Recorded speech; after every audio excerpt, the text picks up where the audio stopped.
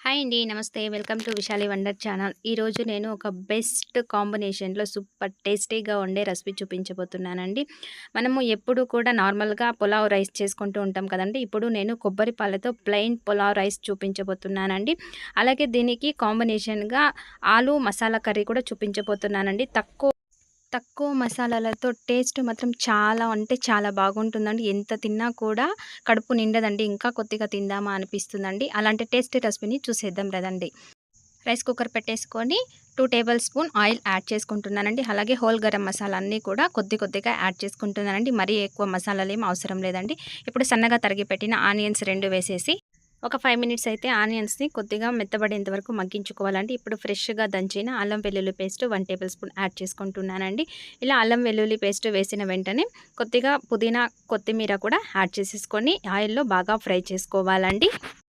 ఇవి కొద్దిగా మగ్గిన తర్వాత 1 టేబుల్ స్పూన్ ధనియా పౌడర్, 1 టేబుల్ స్పూన్ సాల్ట్, అలాగే కొద్దిగా చిల్లీ పౌడర్ యాడ్ చేసుకుంటున్నానండి. మీరు చిల్లీ పౌడర్ ప్లేస్‌లో పచ్చిమిర్చిని కూడా యాడ్ చేసుకోవచ్చునండి. ఇప్పుడు ఒక టమోటాని ఇలా పెద్ద పెద్ద ముక్కలుగా కట్ చేసి యాడ్ చేసుకుంటున్నానండి. ఈరోజు మనం చేస్తున్న రెసిపీ కొబ్బరి పాలతో పులావ్ కాబట్టి నేను ఫ్రెష్‌గా ఉన్న కొబ్బరితో 2 గ్లాసుల పాలు తీసి పెట్టుకున్నానండి. నేను ఫుల్ కోకోనట్ యూజ్ చేస్తున్నానండి. ఎక్స్‌ట్రా వాటర్ ఏమీ యాడ్ చేయకుండా ఇలా 2 గ్లాసుల కొబ్బరి పాలు యాడ్ చేసేసుకున్నానండి. ఇప్పుడు ఒక గ్లాస్ రైస్‌ని నేను 30 మినిట్స్ ముందే వాష్ చేసి నానబెట్టి పక్కన పెట్టుకున్నానండి. ఇప్పుడు ఈ వాటర్ మొత్తం కూడా ఒక బాయిల్ వచ్చేంత వరకు బాగా మరిగించుకోవాలండి. నేను ప్లెయిన్ పులావ్ చేస్తున్నానండి. మీరు కావాలంటే వెజిటబుల్స్ అన్నీ కూడా యాడ్ చేసుకొని ఇదే ప్రాసెస్‌లో చేసుకోవచ్చునండి. ఇప్పుడు నానబెట్టిన రైస్‌ని యాడ్ చేసేసుకుంటున్నానండి. చూడండి, రైస్ వేసి ఒక 20 మినిట్స్ బాగా ఉడికించుకుంటే మనకి పర్ఫెక్ట్‌గా పొడి పొడిడాలతో పులావ్ అయితే రెడీ అయిపోతుంది చూడండి. మీరు ప్రెషర్ కుక్కర్‌లో పెట్టేలా అంటే 2 విజిల్స్ పెట్టుకుంటే సరిపోతుందండి. చూడండి, 20 మినిట్స్ తర్వాత మనకి ఇలా రెడీ అవుతుంది చూడండి. ఇప్పుడు కొద్దిగా కొత్తిమీర, పుదీనా వేసేసి క్లోజ్ చేసేసి ఒక 10 మినిట్స్ పక్కన పెట్టేసుకోవాలండి. నెక్స్ట్ ఆలు కర్రీ కోసం ఇలా ఉడికించిన పొటాటోని పొట్టు తీసి పక్కన పెట్టుకొని ఒక ప్యాన్లో 2 టేబుల్ స్పూన్ ఆయిల్, అలాగే సన్నగా తరిగి పెట్టిన ఆనియన్, కొద్దిగా కరివేపాకు వేసేసి మెత్తబడేంత వరకు బాగా మగ్గించుకుంటున్నానండి. ఈ ఆలు గ్రేవీ కూడా తక్కువ మసాలాతో చాలా టేస్టీగా ఉంటుందంటే ఒకసారి ట్రై చేయండి. ఇప్పుడు 1 టేబుల్ స్పూన్ అల్లం వెల్లుల్లి పేస్ట్ వేసి పచ్చి వాసన పోయేంత వరకు బాగా వేపుకోవాలండి. ఇప్పుడు ఇందులోనే 1 టేబుల్ స్పూన్ ధనియా powder, 1 tablespoon chilli powder, అలాగే గరం మసాలా యాడ్ చేసుకుంటున్నానండి. ఇంతే మసాలాస్ అండి.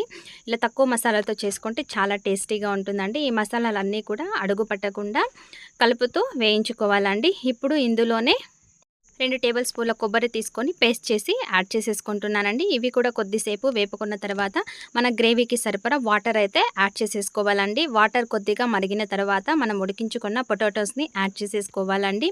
మనం ఫస్టే కొద్దిగా సాల్ట్ యాడ్ చేసాం కాబట్టి నెక్స్ట్ యాడ్ చేసేటప్పుడు మీ టేస్ట్‌కు సరిపడా అడ్జస్ట్ చేసుకుంటూ సాల్ట్ అయితే యాడ్ చేసేసుకోండి. పొటాటో వేసుకున్న తర్వాత మరో 10 మినిట్స్ అయితే ఉడికించుకుంటే మనకి ఆలూ కర్రీ అయితే రెడీ అయిపోతుందండి. తక్కువ మసాలాలతో సూపర్ టేస్టీగా ఉండే ఆలూ కర్రీ కూడా రెడీ అయిపోయింది. ఒక 30 మినిట్స్‌లో 2 రెసిపీస్‌ని కూడా ఈజీగా ప్రిపేర్ చేసేసుకోవచ్చునండి. మరీ ఎక్కువ టైం ఏం పట్టదండి. చాలా ఈజీగా తక్కువ ప్రాసెస్, తక్కువ మసాలా అండి. చివరగా కొత్తిమీర వేసేసుకొని స్టవ్ ఆఫ్ చేసేసుకుంటే మనకి టేస్టీగా ఉండే ఆలూ కర్రీ అయితే రెడీ అయిపోయిందండి. 10 మినిట్స్ తర్వాత మన రైస్ కూడా పొడి పొడిలాడుతూ టేస్టీగా రెడీ అయిపోయిందండి. ఇప్పుడు ఒకసారి బాగా మిక్స్ చేసేసుకొని వేడి వేడిగా ఆలు మసాలా కర్రీతో సర్వ్ చేసుకుంటే ఎంతో టేస్టీగా ఉండే కొబ్బరి పాలతో పులావ్, అలాగే తక్కువ మసాలాతో ఆలు కర్రీ కూడా రెడీ అయిపోయింది చూడండి.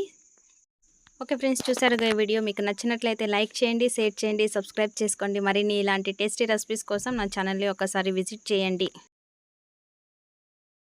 అందరూ కూడా తప్పకుండా ట్రై చేయాల్సిన ఒక హెల్తీ రెసిపీ అండి. మీరు కూడా ఒకసారి ట్రై చేసి మీకు ఎలా కుదిరిందో కామెంట్ చేయండి. Okay friends, thank you for watching. Take care. Bye.